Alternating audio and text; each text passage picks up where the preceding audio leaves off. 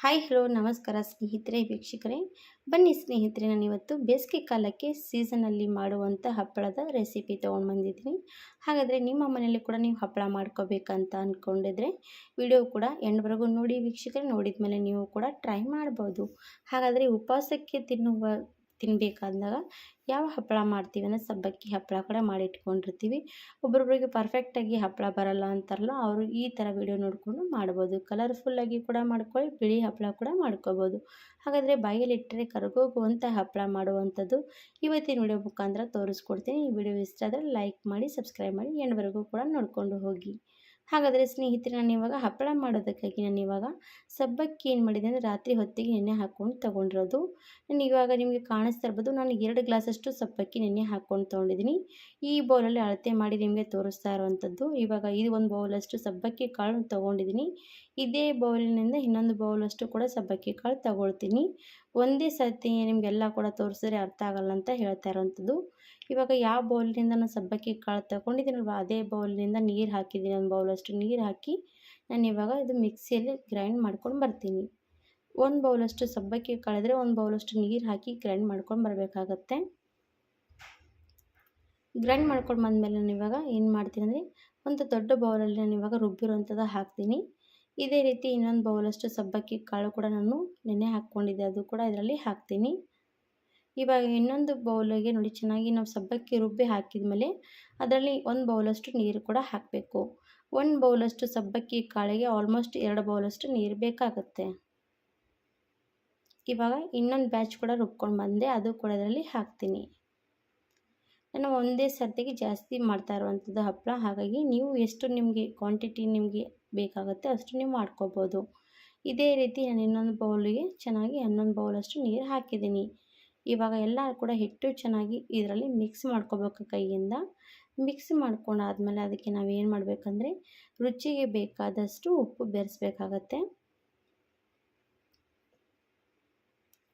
ಇವಾಗ ಉಪ್ಪು ಕೂಡ ಕಲಿಸ್ಕೊಂಡಾಯಿತು. ಇವಾಗ ಸ್ಟವ್ ಮೇಲೆ ಇಡೋಣ ಬನ್ನಿ.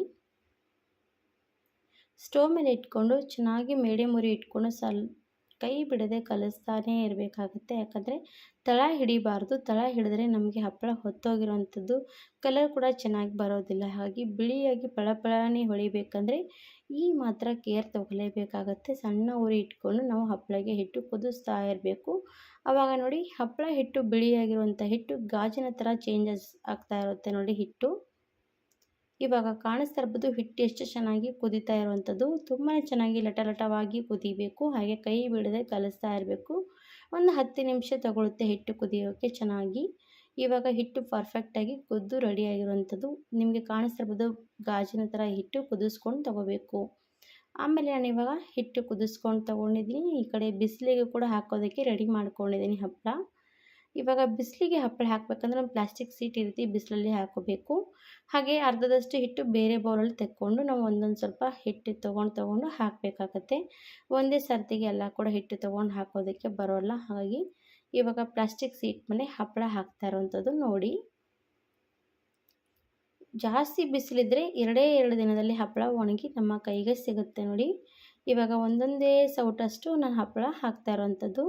ಜಾಸ್ತಿ ಕೂಡ ತೆಳುವಾಗಿ ಮಾಡಬಾರ್ದು. ಜಾಸ್ತಿ ತೆಳುವಾಗಿ ಮಾಡಿದ್ರೆ ಅದೆಲ್ಲ ಮುರಿದು ಹೋಗುತ್ತೆ. ಹಾಗಾಗಿ ಒಂದೊಂದೇ ಸೌಟಾಗಿ ನೀವು ಹಪ್ಪಳ ಹಾಕಿ.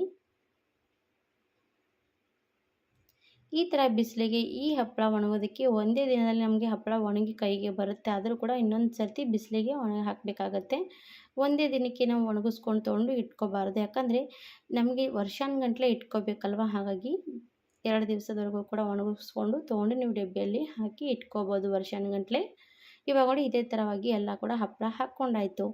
ಇವಾಗ ಸ್ವಲ್ಪ ಹಪ್ಪಳಕ್ಕೆ ಕಲರ್ ಕೊಡೋಣ ಬನ್ನಿ ಸ್ನೇಹಿತರೆ. ಹಾಗಾಗಿ ನಾನು ಇವಾಗ ಸ್ವಲ್ಪ ಹಿಟ್ಟು ತೊಗೊಂಡಿದ್ದೀನಿ. ಇವಾಗ ಹಿಟ್ಟಿಗೆ ನಾನು ಸ್ವಲ್ಪ ಏನು ಮಾಡ್ತೀನಿ ಅಂದರೆ ಕಲರ್ ಸೇರಿಸ್ಕೊತೀನಿ. ಹಪ್ಪಳಕ್ಕೆ ಸಿಗುವಂಥ ಕಲರ್ ಗೊತ್ತೇ ಇರುತ್ತೆ.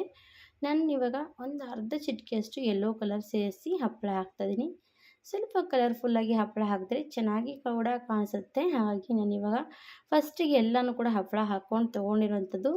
ಆಮೇಲೆ ಏನು ಮಾಡಬೇಕಾದ್ರೆ ರೀತಿ ಮಧ್ಯದಲ್ಲಿ ಸ್ವಲ್ಪ ಒಂದೊಂದು ಅರ್ಧ ಸ್ಪೂನಷ್ಟು ನಾವು ಈ ರೀತಿ ಬಿಡ್ತಾ ಹೋದರೆ ಸೇಮ್ ಒಂದು ಎಗ್ ಯಾವ ರೀತಿ ಒಡೆದ ತಕ್ಷಣ ಹಂಚಿನ ಮೇಲೆ ಹಾಕಿರ್ತೀವಲ್ಲ ಅದೇ ರೀತಿ ಕಾಣಿಸುತ್ತೆ ನೋಡಿ. ಚೆನ್ನಾಗಿ ಕಾಣಿಸ್ತಾ ಇರೋವಂಥದ್ದು ಹಪ್ಪಳ. ಈ ಥರ ನಿಮಗೆ ಇಷ್ಟ ಆದರೆ ನೀವು ಕೂಡ ಟ್ರೈ ಮಾಡ್ಬೋದು. ಇಲ್ಲಾಂದರೆ ನೀವು ನಾರ್ಮಲಿ ನೀವು ಈ ಥರ ಬಿಳಿ ಹಪ್ಪಳ ಕೂಡ ಹಾಕ್ಬೋದು. ಇವಾಗ ನಾನು ಹಪ್ಪಳ ಹಾಕ್ಕೊಂಡು ಒಣಗಿಸ್ಕೊಂಡು ತೊಗೊಂಡೆ ನೋಡಿ. ಎರಡು ದಿವಸದಲ್ಲಿ ಹಪ್ಪಳ ಒಣಗಿ ನಮಗೆ ಕೂಡ ಕೈಗೆ ಸಿಕ್ಕಿರುವಂಥದ್ದು. ಈ ಥರ ನೀವು ಕೂಡ ಹಪ್ಪಳ ರೆಡಿ ಮಾಡಿಕೊಂಡು ವರ್ಷಗಟ್ಟಲೆ ಇಟ್ಕೋಬೋದು ನೋಡಿ. ಎಷ್ಟು ಚೆನ್ನಾಗಿ ಕಾಣಿಸ್ತಾ ಇರೋವಂಥದ್ದು, ಗಾಜಿನ ರೀತಿ ಕೂಡ ಹಪ್ಪಳ ರೆಡಿಯಾಗಿರುವಂಥದ್ದು, ಹಾಗೆ ಕಲರ್ಫುಲ್ ಕೂಡ ಹಪ್ಪಳ ತುಂಬ ಚೆನ್ನಾಗಿ ಕಾಣಿಸ್ತಾ ಇರೋವಂಥದ್ದು. ಹಾಗಾದರೆ ಯಾಕೆ ತಡ ಮಾಡ್ತೀರಾ ವೀಕ್ಷಕರೇ, ನೀವು ಕೂಡ ಹಪ್ಪಳಗಳು ರೆಡಿ ಮಾಡ್ಕೋಬೋದು ವರ್ಷಗಟ್ಟಲೆ ಇಟ್ಕೊಳ್ಳೋದಕ್ಕೆ. ಇವಾಗ ಹಪ್ಪಳ ರೆಡಿಯಾಗಿರೋದು, ಹಪ್ಪಳ ರೆಡಿ ಆದಮೇಲೆ ನಾವು ಕೂಡ ಎಣ್ಣೆಯಲ್ಲಿ ಕೂಡ ಕರೆದು ತೋರಿಸ್ಬೇಕಲ್ವ, ಎಷ್ಟು ಚೆನ್ನಾಗಿ ನಮ್ಮ ಹಪ್ಪಳ ಎಣ್ಣೆಯಲ್ಲಿ ಅರಳುತ್ತೆ ಅಂತ ತೋರಿಸ್ತೀನಿ. ಈ ಥರ ನೀವು ಕೂಡ ವರ್ಷಗಟ್ಟಲೆ ಹಪ್ಪಳ ಇಷ್ಟ ಇದ್ದರೆ ಖಂಡಿತವಾಗಿ ವಿಡಿಯೋ ನೋಡಿ ಮಾಡ್ಕೋಬೋದು. ಹಾಗೆ ನಾನು ಈ ಕಡೆ ಎಣ್ಣೆ ಕೂಡ ಬಿಸಿಗೆ ಇಟ್ಕೊಂಡೆ, ನಿಮಗೂ ಕೂಡ ತೋರಿಸೋದ್ರಾಯ್ತು ಅಂತ. ಇವಾಗ ಬಿಸಿ ಬಿಸಿ ಎಣ್ಣೆಗೆ ನಾವು ಹಪ್ಪಳ ಕರಿತಾ ಇರುವಂಥದ್ದು ನೋಡಿ. ಎಷ್ಟು ಚೆನ್ನಾಗಿ ಅರಳುತ್ತಾ ಇರುವಂಥ ಹಪ್ಪಳ ನೋಡಿ, ಕಲರ್ಫುಲ್ಲಾಗಿ ಕಾಣಿಸ್ತಾ ಇರುವಂಥದ್ದು. ವಾವ್! ಇದೇ ರೀತಿ ನೀವು ಕೂಡ ವೀಕ್ಷಕರೇ ಹಪ್ಪಳ ಕೂಡ ರೆಡಿ ಮಾಡ್ಬೋದು ನೋಡಿ. ಎಷ್ಟು ಚೆನ್ನಾಗಿ ನಾವು ಕಲರ್ ಹಾಕಿದ್ದೀವಿ, ಅಷ್ಟೇ ಚೆನ್ನಾಗಿ ನೋಡೋದಕ್ಕೂ ಕೂಡ ಚೆನ್ನಾಗಿ ಕಾಣಿಸ್ತಾ ಇರುವಂಥದ್ದು. ಈ ಥರ ಬಿಳಿ ಹಪ್ಪಳ ಕೂಡ ಹಾಕ್ತಿದ್ದೀನಲ್ಲ, ಅದು ಕೂಡ ಕರಿತಾ ಇರುವಂಥದ್ದು. ಹಾಗೆ ಕಲರ್ಫುಲ್ಲಾಗಿ ಮಾಡಿರೋಂಥ ಹಪ್ಪಳ ಕೂಡ ಕರಿತಾ ಇದ್ದೀನಿ ನೋಡಿ. ಇದೇ ರೀತಿ ಬಾಯಲ್ಲಿಟ್ಟರೆ ಕರಗೋಗುವಂಥ ಹಪ್ಪಳ ಕೂಡ ನೀವು ಕೂಡ ಮಾಡಿಕೊಂಡು ನೋಡಿ. ವಿಡಿಯೋ ಇಷ್ಟ ಆದರೆ ಲೈಕ್ ಆ್ಯಂಡ್ ಸಬ್ಸ್ಕ್ರೈಬ್ ಮಾಡಿ. ಧನ್ಯವಾದ.